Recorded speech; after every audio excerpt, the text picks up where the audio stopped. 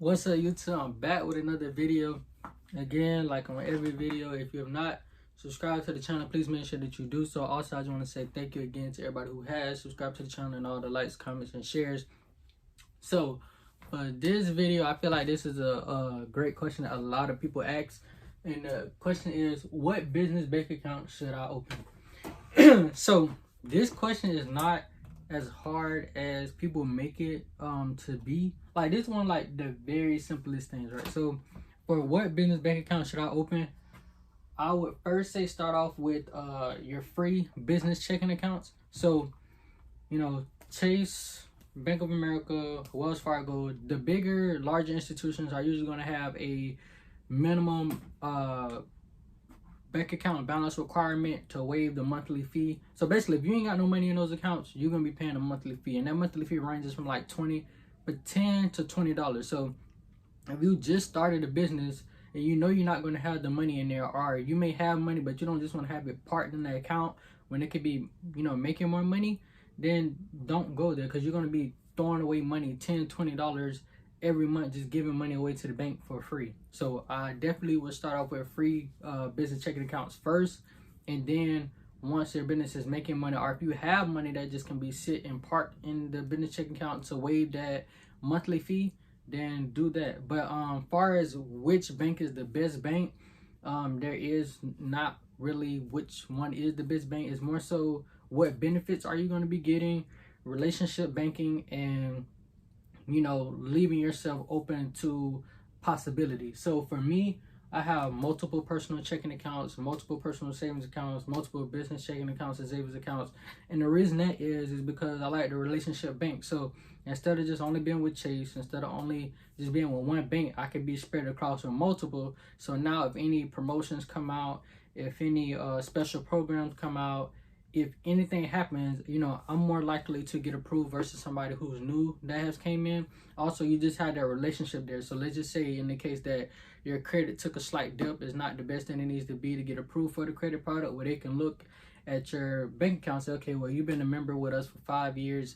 Yeah, always kept your balances positive. You never had any lates. Well, not lates because it's a checking account, but you didn't have any overdraft fees. You never let your account go negative. So just right there is building that relationship. So now they can look and say, okay, well, your credit is not where it needs to be all the way, but since you've been banking with us so long, you have money going in and out of the account, everything like that, we're gonna go ahead and push this application through. Versus if you're somebody new, you know, you don't have that leverage of that relationship. So definitely just opening up at first the free accounts until your business start making money, then move on to the, you know, the larger institutions, you know, where, you know, you got the money in there, you're not being charged that monthly fee. Or if you're fine paying that $10-20 a month, that's on you. I personally not going to do that, because that's going to add up over time, especially if you have multiple businesses. So that's kind of like my take on it. Now, as far as which one you should go for, look, Navy Federal business checking account is good. Bank of America business checking account is good, and they're personal, because if you get into stocks in your brokerage account, once you have a certain amount of money in your Merrill Lynch account with Bank of America, and if you get credit products, now that's going to allow you to earn extra cash back and points on purchases because of your money that you're holding, or your assets that you're holding in your Merrill Lynch account. I'm not sure if Chase or Wells Fargo do the same thing, where, you know, if you got a certain amount of money in a specific account, you know, they're going to give you extra cash back and points on your credit purchases. So that's one thing to take a note as well. You say, okay, well, I already have a credit card with this bank, or I plan on getting a credit card with them. Well, if I open up a brokerage account with them as well, they're also going to give me extra cash back and points. So why not have that relationship with them? Another thing as well, you know, refer a friend bonuses. So if you have multiple business bank accounts, when they have refer a friend programs going, you know, let's say you got 5 business checking accounts. Well, you already got some friends, you refer people over. Now you're earning money just off of having that relationship with them. So refer a friend is good. You know, it's a lot of different benefits. So basically, to answer this question, there is not one specific bank that I would go with. I just would start off with the free stuff first.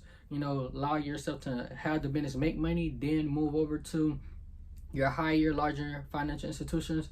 Or if you find paying that $10-20 a month, do so. But really, it's really up to you and what you want to do. If you want a relationship bank, have multiple accounts. If you're a responsible person, do that. If you don't feel like you're responsible to keep up with all those accounts, just go with what lines up with you and the benefits of that account.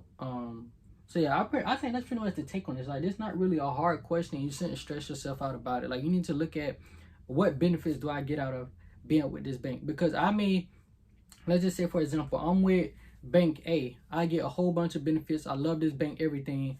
And then I tell you to come to Bank A, and for whatever reason, you not liking it as much as I liked it. So don't make your decision on what bank you're going to be with based off of somebody else's experience.